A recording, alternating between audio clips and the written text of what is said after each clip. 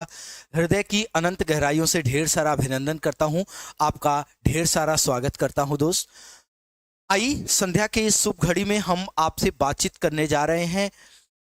आज हमारी आपकी बातचीत होगी यूपी टीईटी, सुपर टीईटी और अन्य सभी एक दिवसीय परीक्षाओं के लिए महत्वपूर्ण ईवीएस के प्रश्न, महत्वपूर्ण आपके साइंस के प्रश्न होंगे, ज्योग्राफी के प्रश्न होंगे और मिसलेनियस विविध को जोड़ते हुए यहाँ पे एक महत्वपूर्ण श्रृंखला सजोई गई है।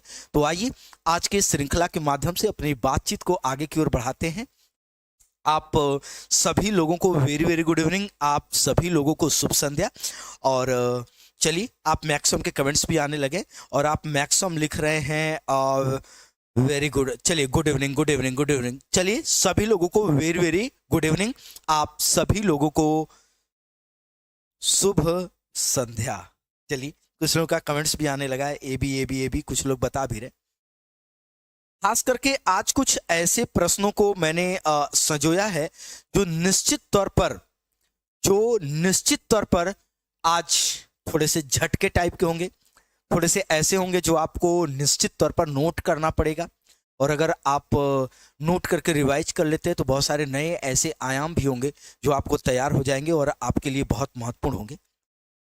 तो आइए शुरुआत करते हैं। प्रश्न को पढ़िएगा और आगे क्या कह रहा है प्रश्न, इसके जवाब के साथ आगे बढ़ते हैं। कह रहा मानव शरीर में प्रोटीन का पाचन निम्नलिखित में से किस अंग में प्रारंभ होता है? यकृत में, मुंह में, कह रहा छोटी आंत में, और ऑप्शन नंबर डी कह रहा कि क्या आमाशय में। तो आपको बताना है कि प्रोटीन का पाचन निम्नलिखित में से कहां प्रारंभ होता है। और आप में से मैक्सिमम बी बहुत सारे लोग बी, और चलिए मैं एक मिक्स जवाब आ रहा है, ए और बी में आप मैक्सिमम जवाब दे रहे हो। सुनिए, जब मैं आपसे बात कर रहा हूं प्रोटीन के पाचन का, तो आप मैक्सिमम में से जो ये बात बोल रहे हैं, देखिए एक शब्द है भोजन का पाचन। आप याद रखिएगा कि भोजन का पाचन, तो भोजन के पाचन के लिए आपका जवाब हो सकता है कि ये प्रारंभ आपका, अगर पूछता है तो ये प्रारंभ आपका मुख से ही हो जाता है। और अधिकांश अगर आपसे पूछेगा तो अधिकांश भोजन का पाचन जाते जाते कहां पर हो जाता है, तो आप याद रखिएगा कि छोटी आंत में। लेकिन जब यहां से भोजन का पाचन होगा तब तो प्रोटीन, विटामिन ये अलग होते हैं। तो जब ये अलग होगा उसके बाद की कहानी आपसे पूछी गई है। आप मैक्सिमम जवाब जो दे रहे हैं, तो आप देखिए अब अभी भी कुछ लोग बी और सी, ए बी डी बता रहे हैं, लेकिन अब बहुत सारे लोग पलटी मारने के मूड में हैं, मैं समझ रहा हूं। सुनिए, ये जो प्रोटीन का पाचन, मैंने आपसे भोजन का पाचन थोड़ी पूछा है, मैंने आपसे प्रोटीन का पाचन पूछा है। तो प्रोटीन का पाचन कहां संपन्न होता है? आमाशय में। देखिए, ये आमाशय में ये क्या होता है? प्रारंभ होता है। और पाचन का अधिकांश भाग छोटी आंत से संपन्न होता है और पचे हुए पदार्थों का अवशोषण छोटी आंत में ही हो जाता है। तो पाचन की दृष्टि से सबसे महत्वपूर्ण छोटी आंत है। लेकिन मैं भोजन के पाचन से प्रश्न ही नहीं पूछा था, मैंने आपसे प्रश्न पूछा है प्रोटीन के पाचन से। तो ये जरूर, मतलब ये थोड़ा सा ऐसे वर्ड्स हैं जो आपको थोड़ा सा कंफ्यूज कर सकते हैं और थोड़े से आपको, मतलब यहां से कंफ्यूजन वाले प्रश्न हो सकते हैं। तो अब स्क्रीनशॉट ले लिया होगा। आइए आगे की ओर बढ़ते हैं और आइए सेशन का क्वेश्चन नंबर 2 के क्रम पर आपसे बातचीत करते हैं। पढ़िए और आप इसका राइट जवाब बताइएगा। चलिए पढ़िए, देखिए क्या कह रहा है। कह रहा, उद्योगों में निम्नलिखित सूक्ष्म जीवों में से कौन एक प्रकार का सर्वाधिक व्यापक रूप से उपयोग में आता है? उद्योग धंधों में किस जीव का इस्तेमाल बहुत व्यापकता के साथ बहुत ही महत्वपूर्ण ढंग से किया जाता है? बताइए। जीवाणु का किया जाता है, जीवाणु कवक का किया जाता है, जीवाणु शैवाल का, जीवाणु सूक्ष्म शैवाल और कवक का। उद्योग धंधों में हम किसका इस्तेमाल बहुत ज्यादा करते हैं? तो आपको ये बात बताना पड़ेगा कि उद्योग धंधों में इन तीनों का इस्तेमाल बहुत व्यापकता के साथ किया जाता है, या बहुत व्यापकता के साथ किया जा रहा है। किसका? जीवाणु का भी, सूक्ष्म शैवाल का भी और कवक का भी। लेकिन इससे जुड़ा हुआ बहुत ही महत्वपूर्ण प्रश्न, जैसे अगर आपसे कहे कि दूध है और दूध से आपको निर्मित करना है क्या, दही। तो दूध से दही बनाने की जो क्रिया है, इस बीच में किसका सबसे बड़ा रोल होगा, तो इसमें रोल होता है किसका, जीवाणु का। किसका रोल होता है, तो आप याद रखिएगा जीवाणु का। तो निश्चित तौर पर जीवाणु का इस्तेमाल हो गया। इसके अलावा जैसे अगर हम आपसे बात करें कि जैसे मैं गन्ने का रस हो गया, गन्ने के रस को सिरके में बदलना है, तो वहां पर भी आप किसका इस्तेमाल होता है, जीवाणु का ही इस्तेमाल होता है। इसके अलावा जैसे गन्ने के रस के अलावा पनीर का निर्माण करना है, तो वहां पर भी होता है, ये इस तरीके से। और आप जाते हैं जैसे डायटम हो गया, ये डायटम मृदा, जैसे अगर आपसे कहता है डायटम, डायटम अपनी भूमिका निभाते हैं किसमें, तो डायटम भूमिका निभाते हैं मृदा का निर्माण करने में। लेकिन डायटम और मृदा निर्माण के बीच में जो सबसे महत्वपूर्ण कड़ी होती है वो किसके बीच होती है, अक्सर क्वेश्चन पूछता है। ये थोड़े से कठिन प्रकृति के माने जाते हैं, तो आप याद रखिएगा कि ये आपके किसके लिए, तो ये आप याद रखिएगा कि ये सवाल के माध्यम से संपन्न होता है। जैसे सूक्ष्म सवाल होते हैं, इसमें अपनी भूमिका निभाते हैं। जैसे कांच तथा पोर्लिसन का निर्माण होता है, तो ये यहां पर आपका इस्तेमाल किया जाता है। और जैसे अगर आपसे बोलें कि पनीर, डबल रोटी, अल्कोहल, जैसे अगर आपसे इसी में पनीर, डबल रोटी, अल्कोहल की अगर हम बात करें, तो इसमें सबसे बड़ी भूमिका होती है किसकी, तो इसमें सबसे बड़ी भूमिका होती है कवक की। कवक की ही भूमिका होती है किसमें, तो आप जानते हैं मशरूम, आप रोगड़ा शब्द जानते होंगे, मशरूम शाकाहारी मांस की भी संज्ञा इसको प्रदान की गई है। ये भी याद रखिएगा, एक नंबर का क्वेश्चन पूछता है कि शाकाहारी मांस की संज्ञा किसको प्रदान की गई है, तो शाकाहारी मांस इसी मशरूम को कहा जाता है, इसमें इसका सबसे बड़ा रोल होता है। तो ये आपको याद रखना है, ठीक है। अब आप इसका स्क्रीनशॉट ले लें, तो चलते हैं अगले क्रम की ओर और आइएगा नेक्स्ट अगला क्वेश्चन नंबर 3 लेते हैं और पढ़िएगा और आप इसका राइट जवाब बताइएगा। कह रहा मच्छरों के नियंत्रण हेतु प्रयोग होने वाली कीट भक्षी मछली, क्या कह रहा है, कह रहा मच्छरों के नियंत्रण हेतु प्रयोग होने वाली कीट भक्षी मछली कौन सी है, बताइए। हिल्सा है, लेबियो है, गैम्बुसिया है, कह रहा मिस्टस है। आपको बताना है कि मच्छर के नियंत्रण के लिए हम किस कीट भक्षी मछली का प्रयोग करते हैं, किस कीट भक्षी मछली का इस्तेमाल करते हैं, आप बताइए। हाँ चलिए, मैक्सिमम जवाब दीजिए आप, मैक्सिमम का कमेंट्स आना चाहिए। और बहुत सारे लोग 3 का बी और सी मैक्सिमम बता रहे हैं। देखिए यहां अगर हम बात करें किसका, गैम्बुसिया का, तो गैम्बुसिया ये एक प्रकार की कीटभक्षी मछली है। और ये कैसी मछली है, आप इसका जब प्रश्न पूछता है तो आप याद रखिएगा कि यह ताजे पानी की मछली है। आप इसको याद रखिएगा कैसी मछली है, तो सबसे पहले कि ये ताजे पानी की क्या है, मछली है, सबसे पहली चीज। दूसरी बात, अगर आपसे पूछे कि ये कहां पर पाई जाती है, तो आपको याद रखिएगा कि गैम्बुसिया मछली ये मैक्सिको की खाड़ी में पाई जाती है। कहां पर, तो आप याद रखिएगा कि ये मैक्सिको की खाड़ी में पाई जाती है।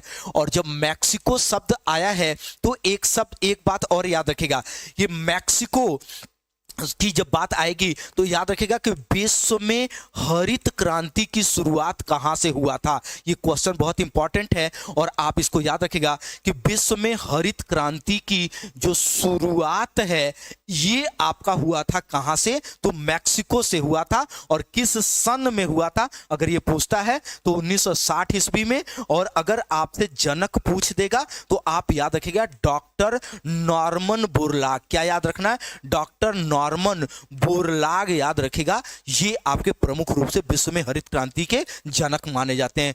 ठीक है, चलिए यस स्क्रीनशॉट ले लीजिए, अगले क्रम पर चलते हैं और आइएगा सेशन का क्वेश्चन नंबर 4 पढ़ेंगे और आप इसका क्वेश्चन नंबर 4 का राइट जवाब बताइएगा। कह रहा पुदीना के निम्नलिखित भागों में से किस एक तेल का अधिकतम प्रतिशत पाया जाता है, किसमें, जड़ों में, तना में, पत्तियों में, और आपसे मैं डी करा कि क्या पुष्प में।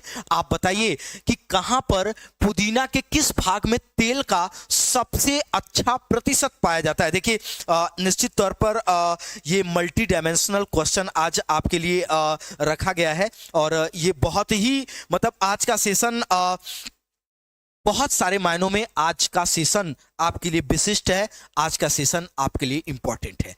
निश्चित तौर पर आज स्क्रीनशॉट और आज के पॉइंट्स को नोट डाउन जरूर करिएगा। चलिए कमेंट करिए। तो आप में से बहुत सारे लोग का जवाब आना शुरू भी हो गया। देखिए पुदीना अर्क या मेंथाल तेल अगर हम बात करें तो इसी से आपका निर्मित किया जाता है। क्या? तो इसी से निर्मित किया जाता है मेंथाल तेल। क्या? मेंथाल तेल। और जब हम मेंथाल तेल की बात करते हैं तो ये आपका पुदीना से निर्मित किया जाता है। अब ये पुदीने से कैसे? तो याद रखिएगा भाप के आसवन द्वारा प्राप्त किया जाता है। अगर आपसे पूछे कैसे तो आप याद रखिएगा कि भाप के आसवन द्वारा यह आपका क्या होता है? तो भाप के आसवन के द्वारा यह आपका निर्मित किया जाता है, यह तैयार होता है। और भाप का आसवन किसका किया जाता है? तो आप याद रखिएगा भाप का आसवन पत्तियों का किया जाता है और इनकी पत्तियों से निकाला जाता है। और अगर आपसे पूछता है किसका वैज्ञानिक नाम, यह भी पूछा जा सकता है। तो वैज्ञानिक नाम जब पूछेगा मेंथा अर्वेसिस, अगर आपसे पूछता है वैज्ञानिक नाम तो ये भी बहुत इंपॉर्टेंट है। तो आप याद रखिएगा मेंथा मतलब क्या होगा? तो एकदम स्पष्ट बताएगा कि ये मेंथा अर्वेसिस, मेंथा अर्वेसिस, आप इसको याद रखिएगा। ये इसका क्या है? ये इसका वैज्ञानिक नाम है। तो प्रश्न नंबर 4 का राइट जवाब है आपका ऑप्शन नंबर सी। आप स्क्रीनशॉट ले लीजिए। आइए अगले क्रम की ओर चलते हैं और सेशन का क्वेश्चन नंबर 5 लेते हैं। और देखिए यहां आप मीथेन तो बता सकते हैं, लेकिन मैं आपको यकीन के साथ कह रहा हूं इस क्वेश्चन में भी आपको सीखने के लिए आज कुछ नया है। क्या? सुनिए, कह रहा धान के खेत से निकलने वाली गैस कौन सी है? एथेन, मीथेन, नाइट्रोजन और ऑप्शन नंबर डी उपरोक्त सभी। आप फट से मीथेन की तरफ चले जाओगे। निश्चित तौर पर आप मीथेन की तरफ जाइए, कोई दो राय नहीं। लेकिन एग्जामिनर जिस दिन मीथेन को हटा करके पूछेगा उस दिन आप फंस जाओगे। आज जानिए, अगर दलदली, धान का खेत, पशुओं की जुगाली, तो आप ये बताओ मीथेन नो डाउट बताओ। लेकिन धान के खेत से और भी गैस निकलती है, धान के खेत से और भी गैस निकलती है और इसके बारे में आपसे एग्जामिनर पूछेगा ही पूछेगा और ये चीजें आपके लिए यूनिक होगी। तो याद रखिएगा नाइट्रस ऑक्साइड। क्या याद रखना है?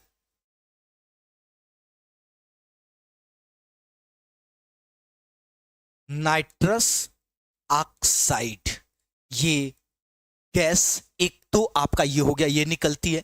दूसरा ऑप्शन में एक मीथेन मौजूद है और आप सब मीथेन जवाब दे रहे हैं। नो डाउट मीथेन भी यहां से क्या होती है? निकलती है, उत्सर्जित होती है।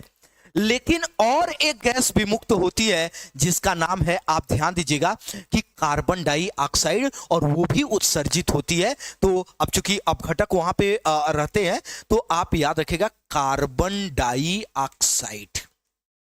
ये जरूर याद रखिए, अगर एग्जामिनर इसमें भी, मतलब ये बोरिंग क्वेश्चन नहीं है, एग्जामिनर इसमें अगर कुछ नया करना चाहता है तो वो कहां आपको उलझा करके रख देगा। तो ये आपके डायमेंशंस नए इसके हो सकते हैं और आप निश्चित तौर पर इसका स्क्रीनशॉट ले लें। तब हम चलते हैं अगले क्रम की ओर और आइएगा सेशन का नेक्स्ट क्वेश्चन नंबर 6 पढ़ते हैं। देखिए क्या कह रहा है।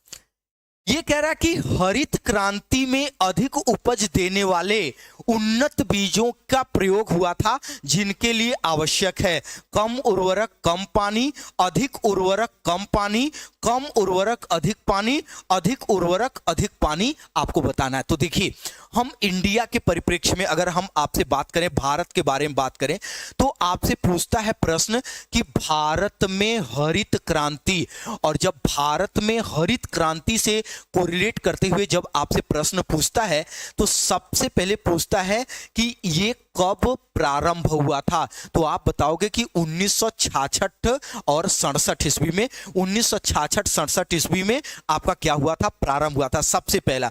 अगर आपसे जनक पूछता है तो भारतीय कृषि वैज्ञानिक जिनका नाम क्या है? M S Swaminathan. क्या नाम है? M S Swaminathan.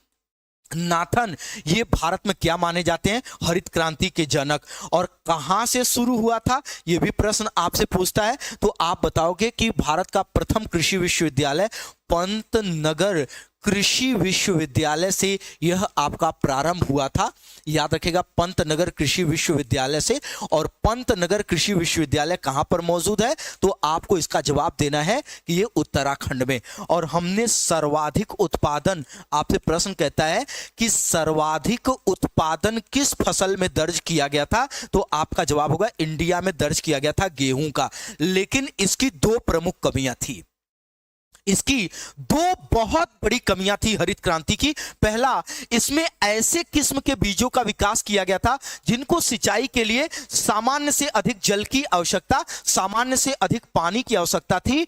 और जितना ज्यादा रासायनिक उर्वरक हम डालते थे, मतलब अधिक उर्वरक डालते थे, अधिक उत्पादन होता था। और यह मृदा की उर्वरकता को समाप्त कर रही थी। और ये इसकी दो सबसे बड़ी डिमेरिट्स थी। और इसी के एवज में शुरू किया गया था भारत में क्या? द्वितीय हरित क्रांति। आपसे क्वेश्चन पूछता है कि भारत में द्वितीय हरित क्रांति की शुरुआत कब हुई थी? तो आप बताइएगा 1985 1985 से 90 ईस्वी के दौरान हुआ था। अब आप इसका स्क्रीनशॉट लीजिए, चलेंगे आएंगे अगले क्रम की ओर और सेशन के नेक्स्ट क्वेश्चन नंबर 7 पर चर्चा करेंगे। बताइए, प्रश्न है कि फलों के मीठे स्वाद का कारण क्या है? Maltose, ribose, lactose, fructose. एकदम सीधा सा जवाब आना चाहिए कि फल शर्करा किसे कहा जाता है। क्वेश्चन एकदम सीधा साधा आपसे पूछता है कि फल शर्करा हम लोग किसको बोलते हैं? और जो फल शर्करा होता है यही जिम्मेदार होता है फलों के मीठे स्वाद के लिए। अब बताइए, फल शर्करा किसको कहा जाता है? तो फल शर्करा हम लोग बोलते हैं किसको? फ्रक्टोज को बोलते हैं। और याद रखिएगा, ये मतलब इस प्रकार का जो शर्करा होता है ये याद रखिएगा फलों में पाया जाता है। और फ्रक्टोज एक मोनोसेकेराइड है, आप ये भी बात याद रखिएगा। तो फ्रक्टोज एक क्या है? मोनोसेकेराइड है। ये एक क्या है?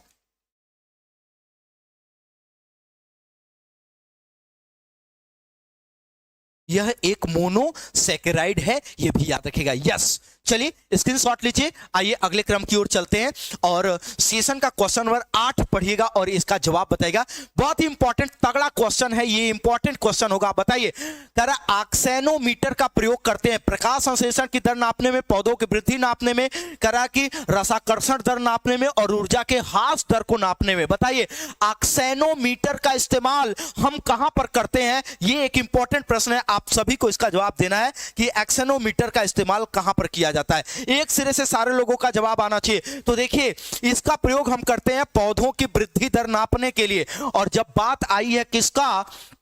जब बात आया है पौधों में वृद्धि का, क्या याद रखोगे? जब आपसे पौधों में वृद्धि से रिलेटेड प्रश्न पूछेगा तो आप जानते हैं वृद्धि के लिए जिम्मेदार होता है प्रोटीन। तो अगर आपसे कहता है कि पौधों का प्रोटीन किसको कहा जाता है, तो बोलो आपका क्या जवाब होगा? आप सभी लोगों का जवाब आना चाहिए। अगर पौधों का प्रोटीन, तो आप याद रखिएगा बोला जाता है किसको?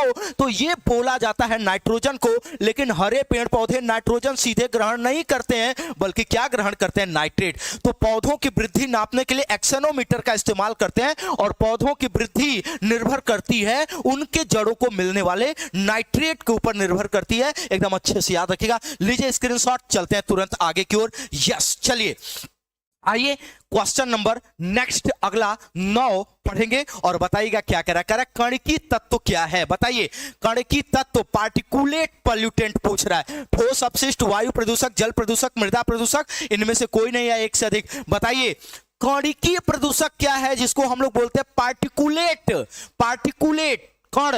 तो आप याद रखिएगा, आपका ये जो वायुमंडल है, आपके वायुमंडल में हो सकता है क्या?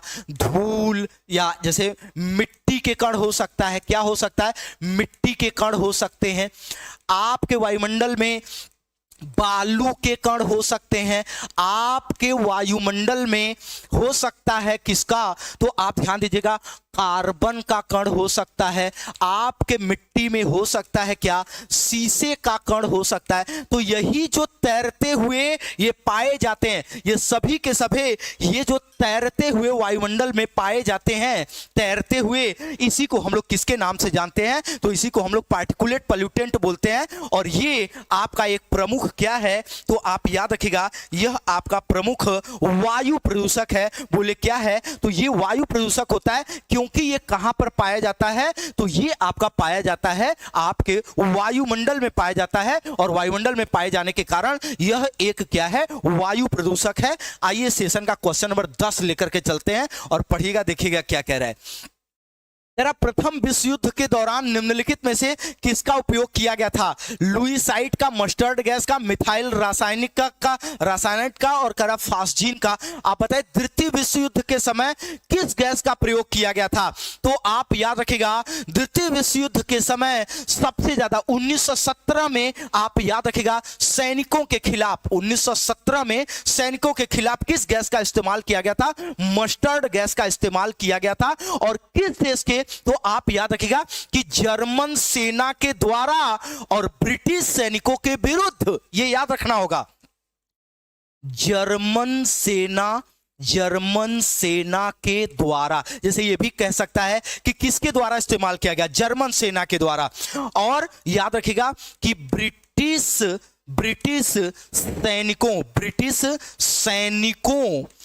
सैनिकों के विरुद्ध किया गया था। ये आप याद रखिएगा, ये इंपॉर्टेंट लाइन है। ये सब नए डायमेंशन के क्वेश्चन बनाते हैं, ये जहां से आप बिल्कुल कहते हैं कि अरे ये तो आउट ऑफ सिलेबस आ गया। पहले से तैयार रहना है, चुनौतियों को हर हाल में मुट्ठी में बांध करके रखनी है, वो हमारे नियंत्रण में होनी चाहिए। आइए, जोनास साल्क किसकी खोज के लिए जाने जाते हैं? चेचक के टीके के लिए, हैजे के टीके के लिए, पोलियो के टीके के लिए, और आप समझ ठीक है इनमें से कोई नहीं। बताइए जोनास साल्क निम्नलिखित में से किसके लिए ये आपके महत्वपूर्ण रूप से जाने जाते हैं? आप सभी का राइट जवाब आना चाहिए, और आप मैक्सिमम कमेंट करने भी लगे। आप मैक्सिमम का कमेंट्स आने लगा, और आप में से कुछ लोग बी जवाब बता रहे हैं, कुछ लोग सी बता रहे हैं। सबसे पहले जोनास साल्क कहां के रहने वाले थे, ये क्वेश्चन पूछता है। तो आप याद रखिएगा कि ये अमेरिकी चिकित्सक थे। क्या थे? तो आप याद रखेगा कि ये अमेरिकी चिकित्सक थे। ये अमेरिकी चिकित्सक थे। सबसे पहले आप याद रखेगा ये एक विषाणु शास्त्री थे, और इन्होंने पहली बार पोलियो के सबसे सुरक्षित टीके का इन्होंने विकास किया, जोनास साल्क। और आने वाली दुनिया जोनास साल्क को पोलियो के सुरक्षित टीके के लिए याद रखेगी। इज द राइट जवाब क्या होगा? आपका ऑप्शन नंबर सी होगा। चलिए स्क्रीनशॉट ले लिया होगा। आइए 12 देखिएगा आपसे क्या कह रहा है सेशन का क्वेश्चन नंबर 12। निम्नलिखित में से किसके कारण टमाटर का रंग लाल होता है? कैप्सेसिन के कारण, कैरोटीन के कारण, एंथोसाइनिन के कारण, या लाइकोपीन के कारण? किस कारण से टमाटर का रंग लाल होता है, ये आपको जवाब देना है। आप मैक्सिमम का जवाब आना चाहिए। तो देखिए एक शब्द आया है कैरोटीन, एक शब्द आया है कैरोटीन, और जब कैरोटीन की बात करते हैं तो गाजर का लाल या नारंगी रंग, क्या याद रखोगे? गाजर का लाल या नारंगी रंग के लिए कौन जिम्मेदार होता है? तो वो आप याद रखिएगा कि ये होता है आपका कैरोटीन। कौन होता है? कैरोटीन। और एंथोसाइनिन एक बहुत अच्छा क्वेश्चन पूछता है। जैसे एंथोसाइनिन की जब बात आती है तो एंथोसाइनिन के लिए आप याद रखिएगा सेब की लाली, अक्सर क्वेश्चन आता है कि सेब की लाली के लिए कौन जिम्मेदार होता है? तो आप याद रखिएगा कि सेब की लाली के लिए ये आपका महत्वपूर्ण रूप से जिम्मेदार होता है एंथोसाइनिन। बोले कौन? एंथोसाइनिन। ये सेब की लाली के लिए सबसे ज्यादा जिम्मेदार है, ये याद रखिएगा, ठीक है। इसके अलावा जब हम लाइकोपीन की बात करते हैं तो यह एक चमकदार लाल रंग का कैरोटीन है, और ये टमाटर के गहरे लाल रंग के लिए उत्तरदायी होता है। तो आप इसको याद रखिएगा। तो ये आपका राइट जवाब क्या हो जाएगा? लाइकोपीन इज द राइट जवाब होगा आपका ऑप्शन नंबर डी। चलिए स्क्रीनशॉट लीजिए। आइए अगले क्रम पर चलते हैं और सेशन का क्वेश्चन नंबर 13 लेंगे। आप पढ़िएगा और इसका राइट जवाब बताएगा। करा निम्नलिखित में से कौन सा विश्व का सबसे बड़ा पुष्प है? कौन निम्नलिखित में से विश्व का सबसे बड़ा पुष्प है? ये यूपी टेट का महत्वपूर्ण प्रश्न हो सकता है, ये सुपर टेट का हो सकता है, किसी भी एग्जाम में जीके का ये सबसे इंपॉर्टेंट प्रश्न हो सकता है। जवाब दीजिए, आप सभी का जवाब आना चाहिए। चलिए हाँ, मैक्सिमम जवाब दीजिए और आने भी लगा। देखिए कमेंट करते रहा करिए, कमेंट एकदम तगड़े से आना चाहिए। आप निश्चित तौर पर आप चाहे अपना समय ही व्यतीत करें, आप उनसे बेहतर हो जिन्होंने अपनी तैयारी को इस पल नहीं कर रहे हैं, आप उनसे आगे जाओगे। बस इतना मन में ध्यान रखना कि आप कमेंट करते रहिए, क्वेश्चन का आंसर लिखते रहिए, सुनते रहिए बात को ध्यान से। आप अगर कुछ नहीं करेंगे तो भी आप औरों से बेहतर करके आओगे, ये आप एकदम विश्वास रखेगा अपने मन के अंदर। चलिए कमेंट करिए, कौन सा विश्व का सबसे बड़ा पुष्प है? वो कमल है, सूरजमुखी है, रैफ्लेसिया है, कैराग्लोरिस लिली है? आपको इसका जवाब देना है। आप मैक्सिमम तो विश्व में पाया जाने वाला जो सबसे बड़ा पुष्प है, ये आप याद रखिएगा कि ये रैफ्लेसिया है। कौन है? तो ये रैफ्लेसिया है। आपसे ये क्वेश्चन ये भी पूछा जा सकता है कि विश्व का सबसे बड़ा पुष्प कहां पर पाया जाता है? तो मलेशिया, इंडोनेशिया के वर्षा वन में। ये कहां पर? तो याद रखिएगा खास करके ये मलेशिया और इंडोनेशिया। कहां? मलेशिया और ये आपका इंडोनेशिया के, ये आप याद रखिएगा ये इनके वर्षा वन में पाया जाता है। आप इसको याद रखिएगा। तो ये आपका राइट जवाब क्या हो गया? इस राइट जवाब है आपका ऑप्शन नंबर सी। चलिए अगले क्रम पर आइएगा और आपको जवाब देना है क्वेश्चन नंबर 14 पढ़ेंगे और आप इसका राइट जवाब बताइएगा। देखिए मधुमक्खी की औसत गति सामान्यतः क्या होती है? 10 किलोमीटर प्रति घंटा, 5 किलोमीटर प्रति घंटा, 1 किलोमीटर प्रति घंटा, 16 किलोमीटर प्रति घंटा। प्रश्न कह रहा है कि मधुमक्खी की औसत गति क्या होती है। अब देखिए अगर आपसे कहे कि मधुमक्खी पालन सर्वाधिक, अगर आपसे प्रश्न पूछे कि मधुमक्खी पालन सर्वाधिक भारत के किस राज्य में किया जाता है, तो आप याद रखिएगा कि इसके लिए सबसे ज्यादा फेमस है आपका कौन? बिहार। अगर आपसे पूछे कि पालन का, मधुमक्खी पालन का सबसे उपयुक्त समय, तो आप याद रखिएगा कि मधुमक्खी के पालन का जो सबसे उपयुक्त समय है वो आपका है क्या? तो आप याद रखिएगा कि अक्टूबर से लेकर के किसके बीच का समय? तो अक्टूबर से दिसंबर के बीच का समय ये मधुमक्खी पालन का सबसे परफेक्ट समय माना जाता है। अब आप मैक्सिमम को इसका राइट जवाब देना है और आप मैक्सिमम यहां पर क्या बता रहे हैं? यस। चलिए तो लगभग ये 17 घंटा, मतलब 17 किलोमीटर प्रति घंटा की इनकी औसत चाल होती है। ये आप याद रखिएगा पहली चीज। दूसरी चीज अगर आपसे पूछते हैं तो 12 मील प्रति घंटा। आप याद रखिएगा कितना? हालांकि ये होगा 17 किलोमीटर प्रति आवर होता है, लेकिन ये मील में पूछ देंगे तो आप फंस जाएंगे। 12 मील प्रति घंटा आप इसको याद रखिएगा। ये आपको तैयार होना चाहिए। ये सब चीजें थोड़ा सा हट करके आप जो पढ़ रहे हैं उसे थोड़ा सा अलग नए तरीके के क्वेश्चन बनाने के लिए पर्याप्त जगह देते हैं। आइए क्वेश्चन नंबर 15 पढ़ते हैं और आप बताइएगा। देखिए क्या कह रहा है, तगड़ा क्वेश्चन है ये आपके यूपी टेट सुपर टेट दोनों के लिए। कह रहा उत्तर प्रदेश में कृत्रिम अंग निर्माण निगम कहां पर स्थित है? वाराणसी में, प्रयागराज में, कानपुर में, आगरा में? आप बताइएगा कृत्रिम अंग निर्माण निगम कहां पर मौजूद है? आप सभी का एक सिरे से धुन करके जवाब आना चाहिए। चलिए और आने भी लगा है, आप मैक्सिमम का कमेंट्स आने भी लगा है, आप मैक्सिमम कमेंट्स कर रहे हैं।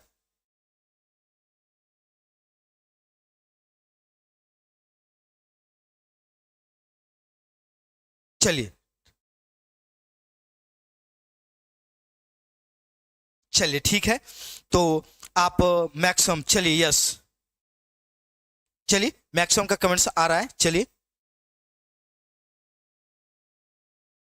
चलिए ठीक है, चलिए कमेंट करिए। आप मैक्सिमम के कमेंट्स आने चाहिए और आने लगे हैं। कुछ लोग कानपुर सी बता रहे हैं और एकदम आप याद रखिएगा लाभ निरपेक्ष निगम है और ये कहां पर मौजूद है? तो ये लाभ निरपेक्ष निगम है और ये मौजूद है कानपुर में और सामाजिक न्याय एवं अधिकारिता मंत्रालय के अधीन है। मतलब ये किसके? तो आप याद रखिएगा कि ये सामाजिक न्याय का क्या? सामाजिक न्याय एवं अधिकारिता मंत्रालय, सामाजिक न्याय एवं अधिकारिता मंत्रालय के यह आपका अधीन है और इसी के अधीन यह कार्य करता है। ये इंपॉर्टेंट है, इसका निश्चित तौर पर आप स्क्रीनशॉट बना लीजिए। चलेंगे अगले क्रम की ओर और आइएगा सेशन का नेक्स्ट क्वेश्चन और पढ़िएगा और आप इसका जवाब बताइएगा। क्वेश्चन नंबर 16 आपसे क्या कह रहा है? पढ़ना है, जवाब बताए। देखिए भारतीय पशु चिकित्सा विज्ञान अनुसंधान संस्थान कहां पर स्थित है? बरेली, मथुरा, करनाल, पटना। आपको बताना है कि ये कहां पर मौजूद है, आपको इसका राइट जवाब बताना है। भारतीय पशु चिकित्सा विज्ञान अनुसंधान संस्थान। इसी का एक दूसरा भी नाम है, इसी को पूछता है कि केंद्रीय, क्या पूछता है? केंद्रीय पक्षी अनुसंधान, केंद्रीय पक्षी अनुसंधान संस्थान, यह आपका कहां पर मौजूद है? तो केंद्रीय पक्षी अनुसंधान संस्थान ये आपका बरेली मौजूद है। इसी का नाम है भारतीय पशु चिकित्सा विज्ञान अनुसंधान संस्थान। ये आपका इज्जत नगर बरेली में मौजूद है, इज्जत नगर बरेली, ये आप याद रखिएगा। और इसी से जुड़ा हुआ एक इंपॉर्टेंट क्वेश्चन आपसे पूछा जा सकता है कि केंद्रीय सब्जी अनुसंधान संस्थान कहां पर मौजूद है? तो आप याद रखिएगा, केंद्रीय सब्जी अनुसंधान संस्थान यह आपका कहां पर मौजूद है? तो आप याद रखिएगा, ये आपका मौजूद है कहां पर? वाराणसी में मौजूद है। यस, चलिए स्क्रीनशॉट ले लीजिए। आइए अगले क्रम की ओर चलते हैं और सेशन का क्वेश्चन नंबर 17 लेते हैं। पढ़ना है और आपको इसका राइट जवाब बताना है। देखिए क्या कह रहा है, कह रहा मानव शरीर के भीतरी भाग में रोगों की पहचान की जाती है कार्डियोग्राफ के द्वारा, एंडोस्कोप के द्वारा, जायरोस्कोप के द्वारा, क्रेस्कोग्राफ के द्वारा। बताइए मानव शरीर के भीतरी भाग में रोग की पहचान हम किसकी सहायता से करते हैं? यह भी आपका एक इंपॉर्टेंट प्रश्न है। बताइए, आप मैक्सिमम का जवाब आना चाहिए कि इसकी पहचान किसके द्वारा की जाती है। एक सिरे से आप सभी का कमेंट्स आना चाहिए। और क्या बात है, मैक्सिमम कमेंट कर रहे हैं। यस, चलिए ये देखिए, आज थोड़ा सा मुझे आपके कमेंट करने का ट्रेंड, आपके पढ़ने का ट्रेंड बहुत ही प्यारा लग रहा है, लाजवाब लग रहा है और निश्चित तौर पर ये होना भी चाहिए। चलिए तो बताइएगा, तो आप मैक्सिमम का जवाब क्या आ रहा है कि ये एंडोस्कोप नामक यंत्र के द्वारा किया जाता है। याद रखिएगा, किसके द्वारा? एंडोस्कोप यंत्र के द्वारा। लेकिन इसमें से और भी, जैसे अगर आपसे पूछता है कि कार्डियोग्राफ, तो हृदय की गति को मतलब इससे किसका मापन करते हैं? तो आप याद रखिएगा कि ये आपका प्रमुख रूप से हृदय की गति के लिए, किसके लिए? तो ये आपका हृदय गति के मापन के लिए कार्डियोग्राफ का इस्तेमाल किया जाता है। और जायरोस्कोप की अगर हम बात करते हैं तो कोणीय झुकाव, जैसे अगर हम इसकी बात करते हैं तो आप याद रखिएगा कि किसी भी वस्तु का कोणीय झुकाव मापने के लिए, तो आप याद रखिएगा कोणीय झुकाव का मापन हम लोग किसकी सहायता से करते हैं? जायरोस्कोप के द्वारा करते हैं, आप याद रखिएगा। और क्रेस्कोग्राफ की अगर हम बात करते हैं तो आप याद रखिएगा, इससे हम लोग पौधों की वृद्धि का मापन कर लेते हैं। क्या याद रखिएगा? इसकी सहायता से हम पौधों की वृद्धि का मापन करते हैं, पौधों की वृद्धि का मापन करते हैं, ये आपको याद रखना है। और 17 का राइट जवाब है आपका ऑप्शन नंबर बी। आइए सेशन का नेक्स्ट क्वेश्चन नंबर 18 बताइए। क्या बात है, एकदम तगड़ा क्वेश्चन है। बताइए कौन सा दिन डायबिटीज दिवस के रूप में मनाया जाता है? 14 फरवरी, 14 मई, 14 सितंबर, 14 नवंबर। बताइए डायबिटीज दिवस के रूप में हम प्रत्येक वर्ष प्रत्येक वर्ष कब मनाते हैं? आपका जवाब आना चाहिए। चलिए आप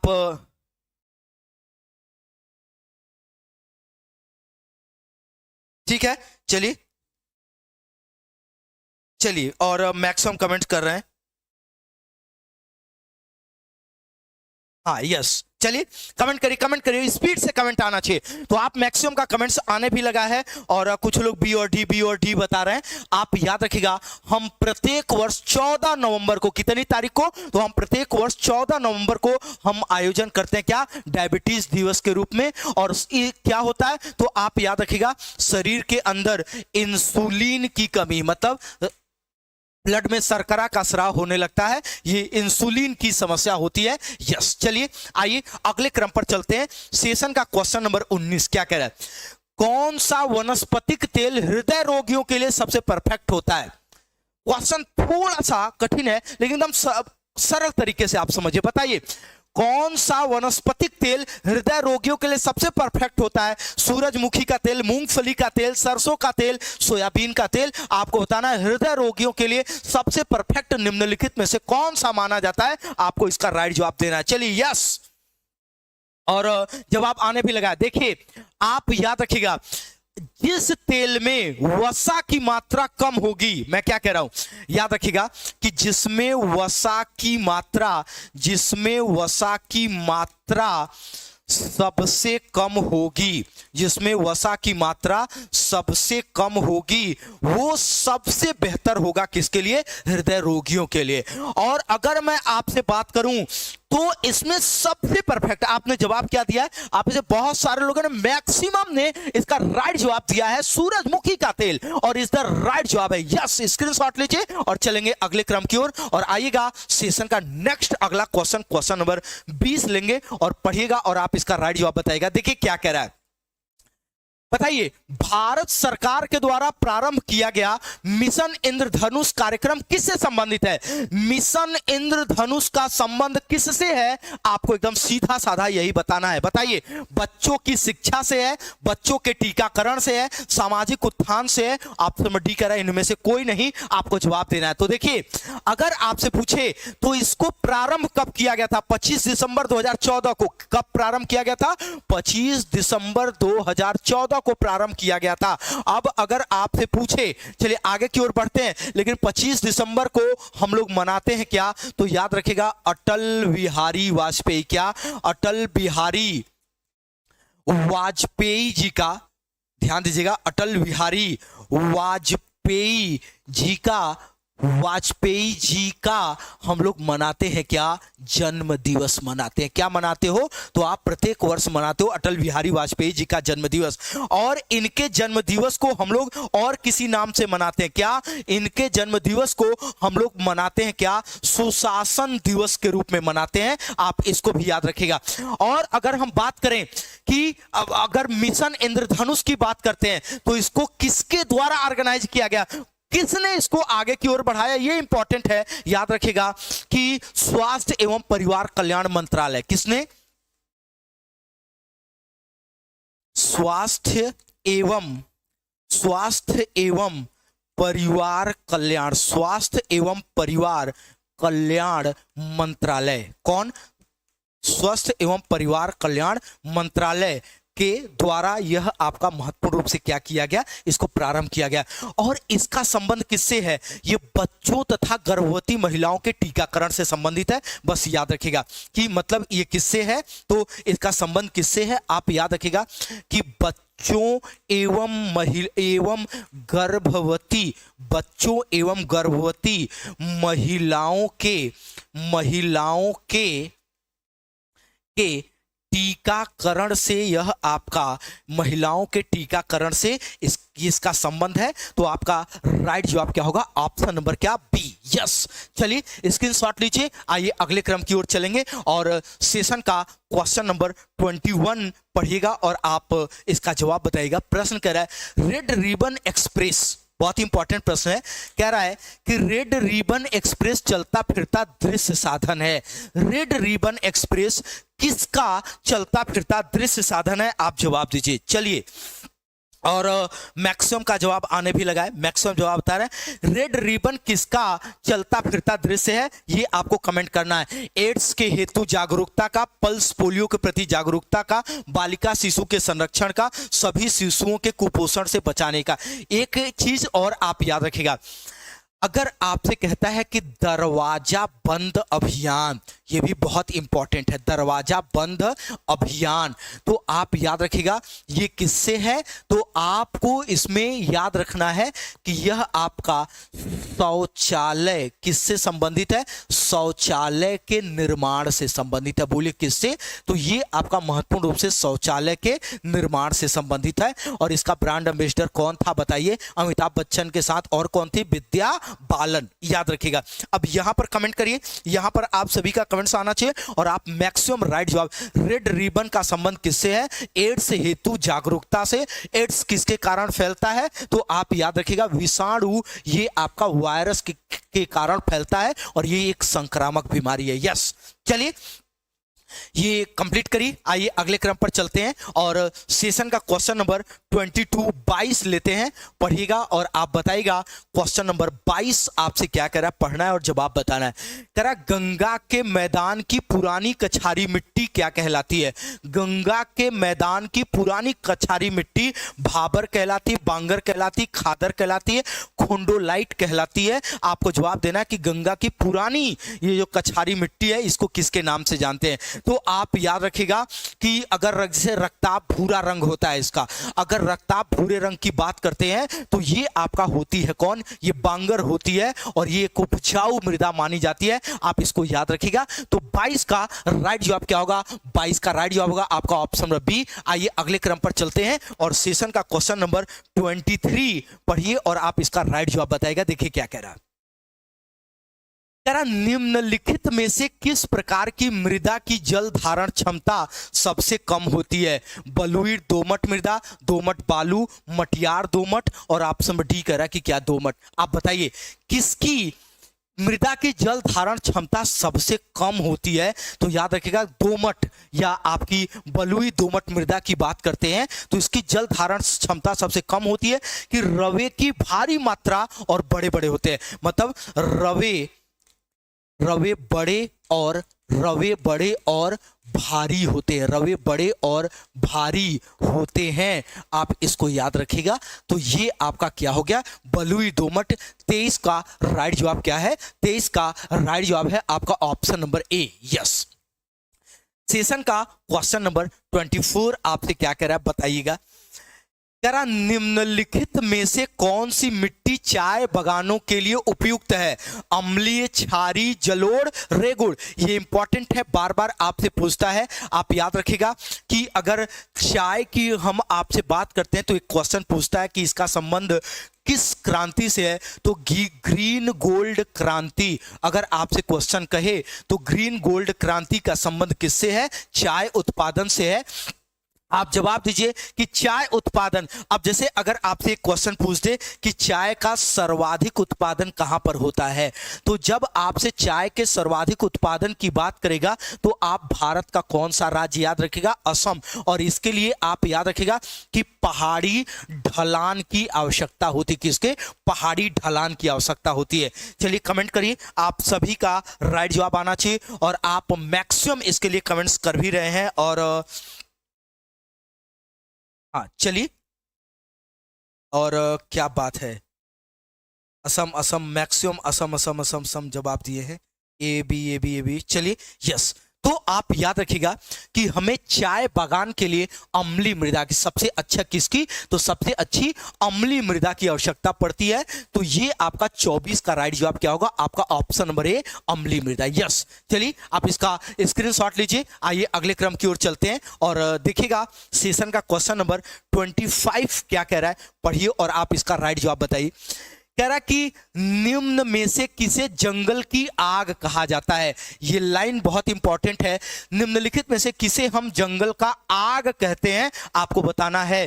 कह रहा बोहिनिया वेरिगोटा को कहते हैं, जेरिकांडा मेंटोसफोलिया को कहते हैं, ब्यूटिया मोनोस्पर्मा को बोलते हैं, कह रहा कैंटोना ग्रांडिस को बोलते हैं। बताइए किसको जंगल की आग कहा जाता है। आप मैक्सिमम का जवाब आना चाहिए, जंगल की आग के नाम से कौन जाना जाता है। चलिए यस, और आप मैक्सिमम का कमेंट आने भी लगा है और आप बता रहे हैं यस। देखिए अगर हम आपसे बात करें ढाका और जैसे, अच्छा चलिए पहले आप कमेंट कर लीजिए, स्पीड से थोड़ा कमेंट करिए और आप मैक्सिमम का जवाब आने लगा है। इसका राइट जवाब होगा क्या, ब्यूटिया मोनोस्पर्मा। क्या, ब्यूटिया मोनोस्पर्मा।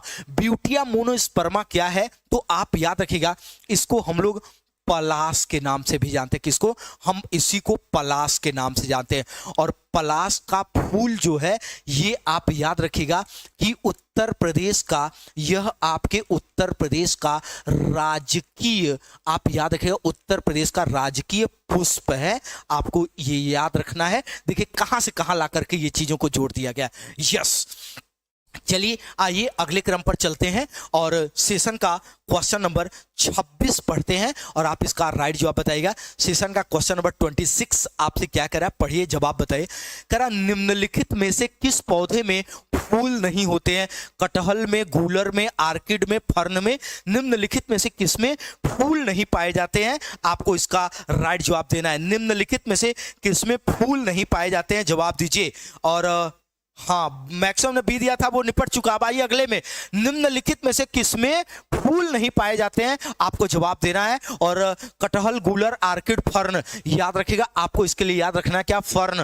फर्न कैसा पौधा है, आप याद रखिएगा, ये भी पूछता है सीधा सा, तो यह एक संवहनीय पौधा है। कैसा पौधा है, तो फर्न यह एक संवहनीय पौधा है, आपको ये बात याद रखना है क्या, तो फर्न एक कैसा पौधा है, फर्न एक संवहनीय पौधा है, पहली चीज। और ये बीज रहित होते हैं और इन पौधों में फूल नहीं लगते हैं। इज द राइट जवाब क्या होगा, इज द राइट जवाब होगा आपका ऑप्शन नंबर क्या, डी इज द राइट जवाब हो गया। यस, आइए अगला पढ़िएगा, एक बड़े इंफॉर्मेशन के साथ क्वेश्चन नंबर 27 आपके बीच में आ रहा है और आपको इसे पढ़ना है और इसका राइट जवाब बताना है।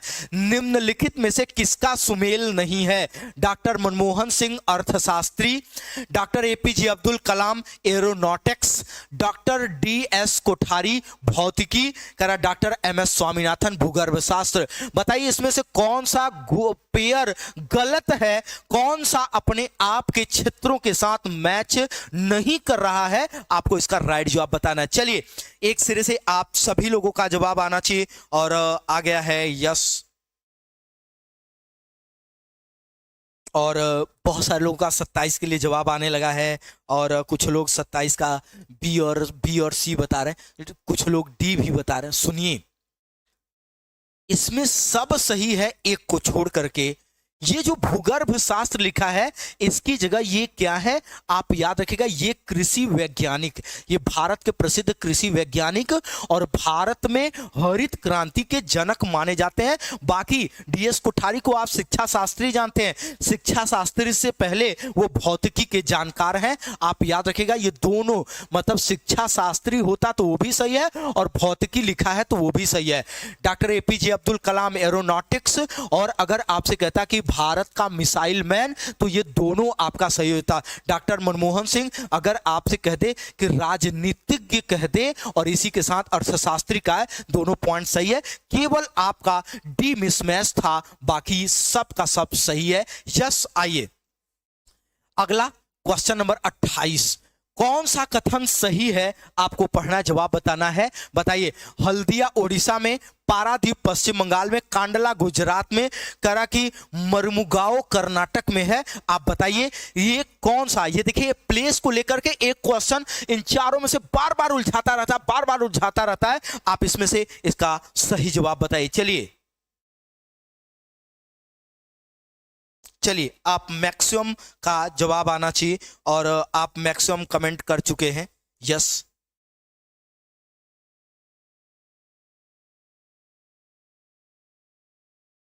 चलिए, और मैक्सिमम का जवाब आना चाहिए और कुछ लोग का जवाब आ भी रहा है। यस, चलिए